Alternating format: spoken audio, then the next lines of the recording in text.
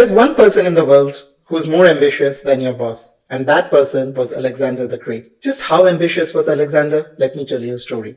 When he was a teenager, he went to the oracle at Delphi and he said, "Hey, give me my prophecy." And the oracle said, "No can do. It's my day of recess." So Alexander grabbed her by the hair and he dragged her to the temple. She then said, "You are invincible, my boy." And then Alexander said, "That's all the prophecy I need." And then he let her go. What a douchebag. But here's the crazy part.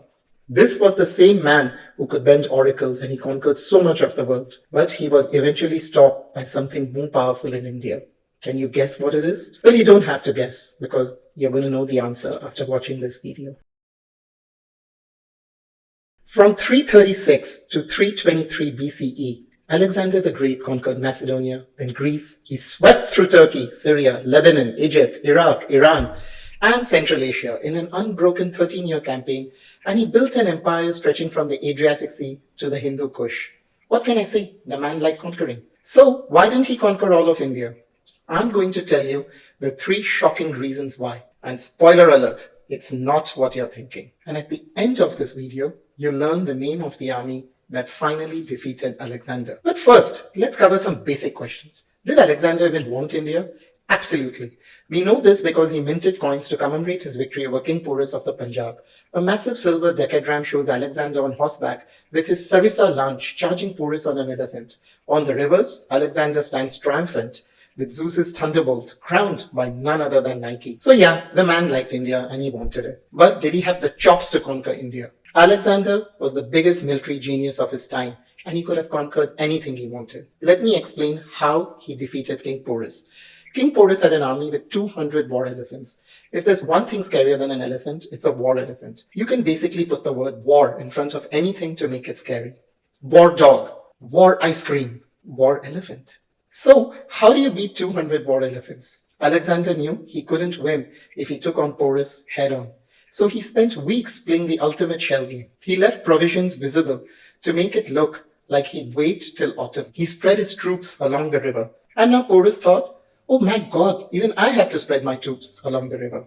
But here's the genius part. Alexander secretly hauled hundreds of boats, 120 miles over land to the river. And then he crossed at night. Porus' son arrived too late. Mud from the storm bogged down his war chariots, and his cavalry was routed with effortless ease. But the real showdown was just beginning. When Porus made a stand with elephants in an extended line, Alexander did 2 things. What? First, he sent his horse archers. The horse archers were these Turks who were amazing, and they started firing arrows on the infantry. Then, at the same time, the Macedonians went to work with 18-foot Sarissa spikes, and they stabbed the elephants in the eyes.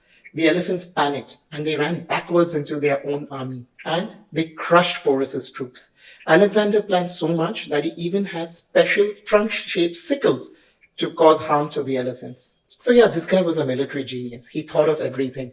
He should have conquered all of India, but he didn't. And here are the 3 reasons why. The first reason, Mother Nature. If you've been through the Indian monsoons, you know that it just starts raining and it keeps raining. It's the kind of rain that makes you say in July, what the fuckity fuck? And then after a few months, it makes you say, motherfucker. The southwest monsoon dominates Indian weather from late May through mid-September. It dumps 80% of annual rainfall in just a few months. And in 326 BCE, it rained for 70 days straight. Can you imagine? 70 days. Rivers became floods and tsunamis. Soldiers died trying to cross the Bias. I don't know if you know this about dying, but it's incredibly bad for the morale. Alexander's soldiers were dispirited.